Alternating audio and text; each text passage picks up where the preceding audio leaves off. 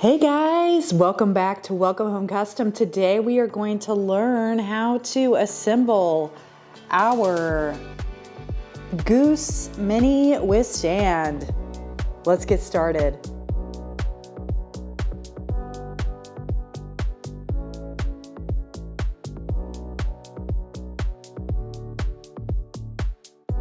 All right, let's go ahead and jump into the files. We are going to review just the Mini in this tutorial. We are going over the showstopper in a different tutorial. So the Mini, I also call DIY. Let's go ahead and open it up. So first and foremost, we have the backer, we have the stand and frame, and then we have the design pieces. The backer will look a little overwhelming. It has all of these tab sizes along with a joined file for light burn users and a no tab option.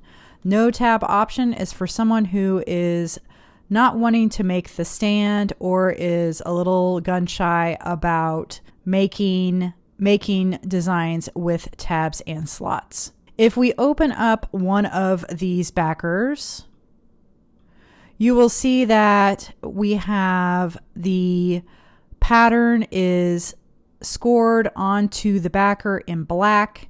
The numbers are all gray, and then we have red to cut out. Now you will note that it is not attached on the bottom. That is so that you can adjust the tab if you so need to. And the way we would do that is simply grab the reference point icon up here and lock it on top. And then we want to unlock our aspect ratio, and we are going to only change our height. So as an example, if I was using a 1/4 inch wood, that means the backer slot or tab would need to go through 2 layers of material. So the height of my tab actually needs to be a 1/2 inch.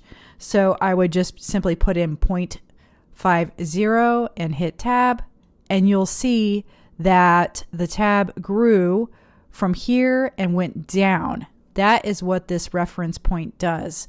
Now, if I had locked it on the bottom and did the same thing, you'll see what happens. It actually goes up the wrong way. All right. And so that is why I don't have the tabs attached. Now, again, if you're using light burn, you can always jump over to the joined file and adjust that one from there if you wish. Always make sure to check your 1-inch square to make sure that nothing resized itself. And we can go ahead and remove this for now and move on to the next file.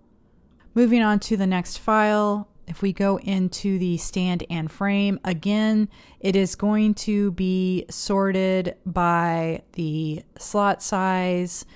You will still want to open this up if you are using the no tab option.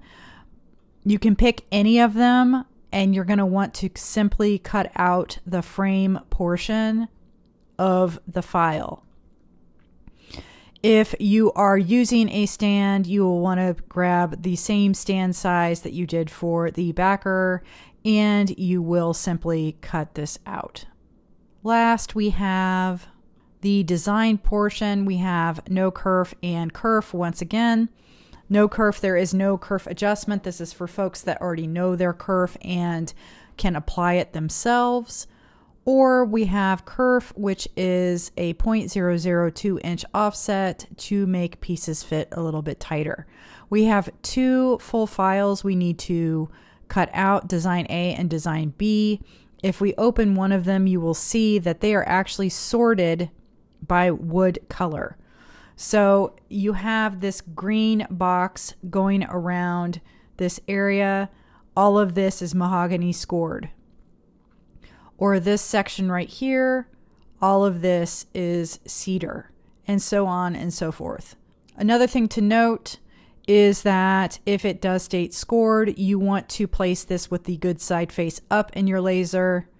If the number is on the piece itself, then you want to cut with the good side face down in your laser. Let's go ahead and jump on over to assembly.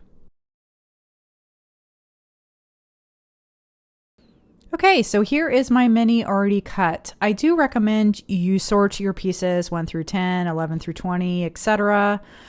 You also will want to locate your stand and your frames. The frames will actually go down first and will help keep everything snug as you place your pieces. So I'm going to go ahead and speed things up a bit, but all we're doing is placing all of the pieces in their appropriate spots, dry fitting everything. If you notice anything like char or flashback that you feel like you need to fix, I would go ahead and do that now, as the next section will be a tape, flip, and glue, and it's kind of hard to sand when it's all been already glued down. So you may notice that mine's a little gappier than I would normally like, and that's because I accidentally cut the wrong file. I cut the no-kerf file like a big old dummy. So just bear with me. It is a little bit looser than I would like, but what I can do is just slightly space out the pieces, and then we are going to apply tape so that we can flip the whole thing over and glue. To help with the flipping portion, I grab a piece of wood that is a similar size, place it on top, sandwich it together, and flip it over, exposing the back. Next, I'm going to grab my Type-On 3 and my silicone brush, and I am going to apply glue all over the backer. You will want to make sure that you spread it out fairly evenly and that it's not really pooling anywhere, that the silicone brush is creating ridges throughout the backer, creating a good adhesion. Next thing we're going to want to do is go ahead and make sure, number one, our tab is on the bottom, and that we are going to just flip that backer and place it right onto the cut pattern, exposed back, and then we can flip it all back over once again. Once you flipped it, you can do a couple of different things. You could either remove the tape and double check the pieces, or you could leave the tape and let it dry. I'm removing the tape only because I cut the no-kerf file, and so I just want to double check to make sure I don't need to move any of my pieces around, and so that I can make some slight adjustments. Now that everything is adjusted, I am going to go ahead and place a heavy-duty piece of plywood on the back, and I am going to weigh it down with some sandbags. Once it's dry, you can remove the plywood and the sandbag, and we are going to want to go ahead and seal it with something. I'm using this lacquer by Waco. I'm going to go ahead and go spray it, and I will bring it right back. All sprayed, and now all we have left to do is to add the stand.